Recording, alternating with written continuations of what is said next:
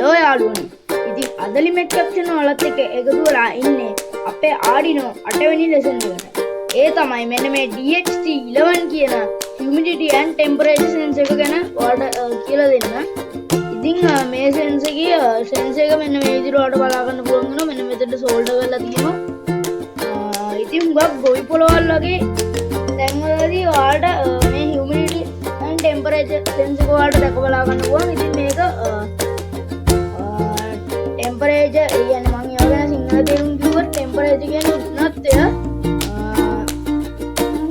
humidity කියලා කියන්නේ ආර්ද්‍රතාවය. ඉතින් මෙන්න මේකේ මේ විදිහට sensor එක ඔයාලට බලා ගන්න පුළුවන්. තව මෙන්න මෙතන pins බලා ගන්න ඔයාලට හැකියාවක් තියෙනවා. VCC එකයි data එකයි ground එකයි මෙන්න මෙතන ඔයාලට බලන්න පුළුවන් LED bulb එකක්. ඒ ටික තමයි. ඉතින් අපි දැන් බලමු මේකේ connections කොහොමද කියලා.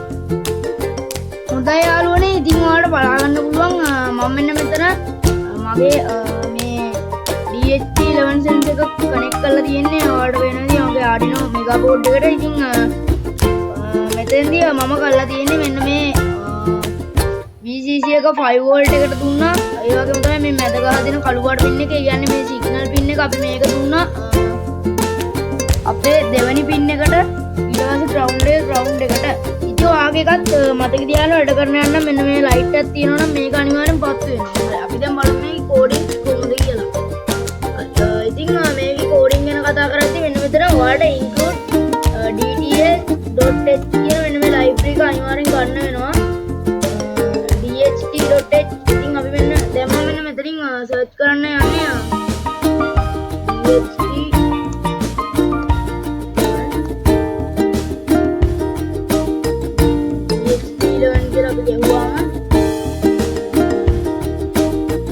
අපිට මෙන්න මෙතනින් ලයිබ්‍රරි එකක් එනවා. මෙන්න මෙතන මෙන්න මේ ලයිබ්‍රරි එක මම මේක ඉන්ස්ටෝල් කරලා තියෙන්නේ. ඒක මට මෙතන ලින්ක් එකක් එනවා. ඉතින් ඔයාලා මෙන්න මේක තමයි මේ කරගන්න DHT11 කියලා ගන්න. මෙතන DHT sensor library by Arduino. ඉතින් මෙන්න මේක තමයි ඔයාලා මෙතනදී දාගන්න ඕන. හරි. ඉතින් දැන් ඔයාලට පේනවාද මම මෙන්න මේ විදිහට කෝඩින් එක මේව කරලා තියෙනවා. අපේ ultrasonic sensor එක වගේ මම මෙන්න මෙතන define DTH pin number 2 එක මේව කරලා මෙන්න මේ විදිහට දීලා තියෙන්නේ. හරි. ඔයාලට බලා ගන්න පුළුවන් වෙනවා. ඉතින් ඔයාලට පුළුවන් නම් මේ screenshot එකක් අහලා මේව කරගන්න. මෙතන define DHT pin 2 define DHT type DHT11 කියලා මම මෙන්න මෙතන දීලා තියෙනවා.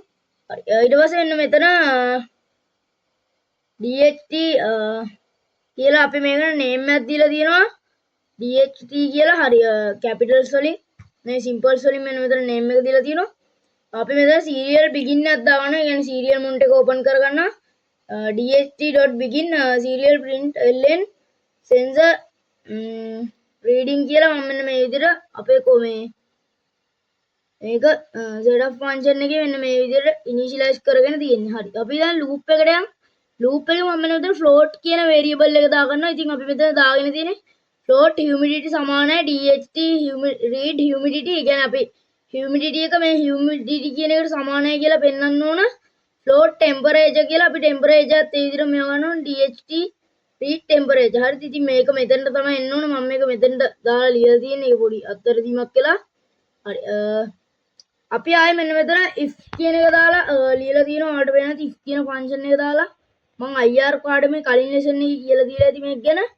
ඉතින් if is non කියලා මම මෙතන humidity එකක් දීලා තියෙනවා. name non temperature කියලා serial.print ln failure to read from DHT11 කියලා මම මෙන්න මේ විදිහට අපේ සාතිශය සංවේගයක ගහන මෙන්න මේ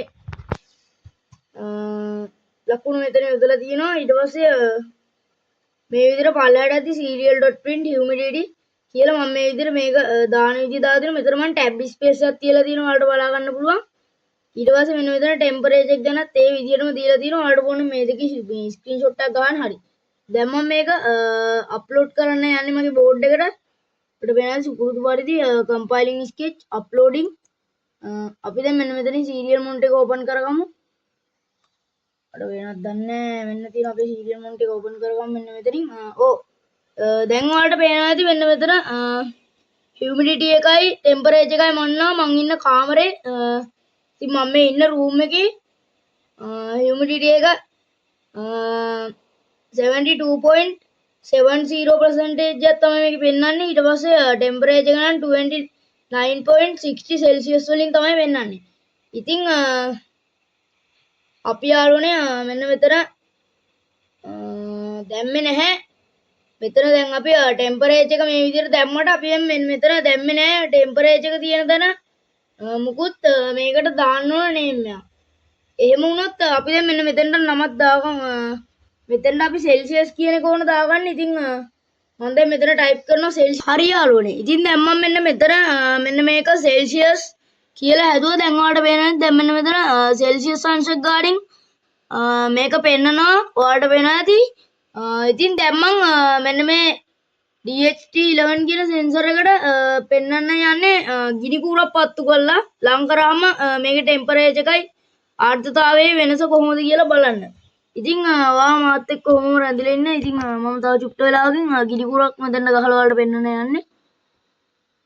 හරි යාළුවනේ. ඉතින් දැන් මම මෙන්න මේ විදිහට ගිනි කූරක් ලං කරනවා මේක ගාවට. ඒතකොට ඔයාලට පේන්නේ මෙන්න මෙතන ටෙම්පරේචර් එක ඉහළට නගිනවා 30 29 30 ගණන් වලට යනවා. ඊට පස්සේ මේක මට තව ලං කරන්න බෑ. ඇත්තටම කිව්වොත් මේක රත් වෙලා මේ වෙලා යනවා. ඔයාලට පේනවාද මේක 60 ගණන් වලටත් එකපාරටම නැක්කා. මගේ ඇඟිල්ලත් පිච්චුණා. හරි.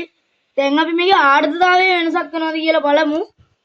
ඒකත් මම අර කලින් විදියටම තමයි අපි කලින් ගිනි කූරක් ලං කරපු එකනේ කරේ. හරි. අපි දැන් මේ පාර කරන්න යන්නේ පොඟවපු රෙදි කෑල්ලක් මේකට ලං කරන්න. හරි. දැන් මගේ අතේ තියෙන පොඟවපු ටිෂු එකක් අපි දැන් මේකට ලං කරන්න යන්නේ. ඊට පස්සේ ඔයාලට පේනවාද මෙන්න මෙතන ආර්ද්‍රතාවය ඉහළ යනවා 53 වගේ ගණන් වලට. ඔව් දැන් මෙන්න මේ විදිහට 55 58 60 61 මෙන්න මේ වගේ ගණන් වලට යනවා මේක. ඔයාලට පේනවාද මේ 65 67 වගේ ගණන් වලට යනවා. ඉතින් මම මෙන්න මේ රෙදි කෑල්ල 70කටත් ගියා. ඉතින් ওই විදිහට තමයි මේ සෙන්සර් එකෙන් අපි වැඩක් ගන්නෙ. ඉතින් යාළුවනේ මේ DHT11 සෙන්සර් එකෙන් අපි වැඩක් ගන්න මෙන්න මෙහෙමයි. ඉතින් මේ සෙන්සර් එක ගැන මේ කියලා දීපු ලෙසන් එක අනිවාර්යෙන් මේක තේරුණා නම් ඔයාලා අනිවාර්යෙන්ම subscribe කරන්න, like කරන්න, comment කරන්න, share කරන්න. ඒ කියන්නේ ඔයා දැන් වෙන ඔයාගේ වෙන Arduino වැඩ කරන යාළුවෝ ඉන්නවනේ. එයාලට අනිවාර්යෙන් share කරන්න. ඉතින් මම WhatsApp group එකක් හදනවා. ඒකට ඔයාලා කිසිම දෙයකට බය වෙන්න එපා. අපි එහෙම හොර වැඩ කරන්නේ නැහැ. ඔයාලට පුළුවන් නම් ඔයාලගේ ඒකට කැමති අයට WhatsApp number එක comment box එකේ දාන්න. මේක ඔයාලට වාසි වෙනවා. මොකද මේ ඇප් එකට තාම කවුවත් ආයේ නැහැ. අපි ජනවාරි වෙද්දී කට්ටිය වඳවාගෙන ඉවර කරනවා. ඒ කියන්නේ අපි මේ ප්‍රොජෙක්ට් ගෲප් එක පටන් ගන්නවා. ඉතින් කැමති අය ඉන්නවනේ ඒකටත් අනිවාර්යෙන්ම දාන්න. එහෙනම් හැමෝටම සුබ දවසක්. මම වීඩියෝ එක මෙතනින් අවසන් කරනවා. රැඳී සිටියට බොහොම